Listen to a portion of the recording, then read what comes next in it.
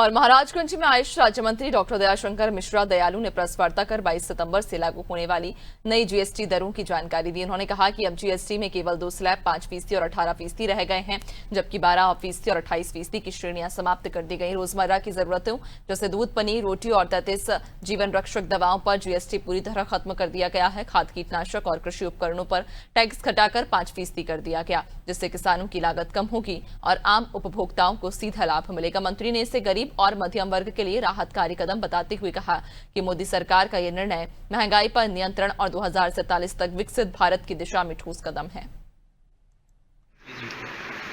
GST reform के इस ऐतिहासिक और साहसिक कदम के लिए बधाई देना चाहते हैं कि देश में जीएसटी की जो दरें, इससे पहले आपको पता है कि 4 अलग अलग स्लैब में हुआ करता था, 5%, 12%, 18% और 28%।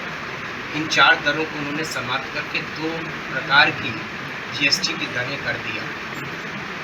इंसान के जीवन में जो दैनिक दिनचर्या की ज़रूरतें हैं, राशन है, आटा है, दाल है, चावल है, इन सबको जीएसटी से मुक्त कर दिया। दूध है, पनीर है, जिसकी आवश्यकता उसको हर व्यक्ति को, चाहे वो गरीब वर्ग का हो, चाहे वो मध्यम वर्ग का हो, उसकी ज़रूरतों को ध्यान में रखते हुए देश में जीएसटी के इस रिफॉर्म से, जीएसटी के इस परिवर्तन से समाज को बहुत बड़ा फ़ायदा मिलने वाला है। हमारी जो महंगाई की दरें हैं वो घटेंगी, उपभोक्ताओं के लिए चीज़ें सहज और सुलभ होंगी, खरीदना और आसान।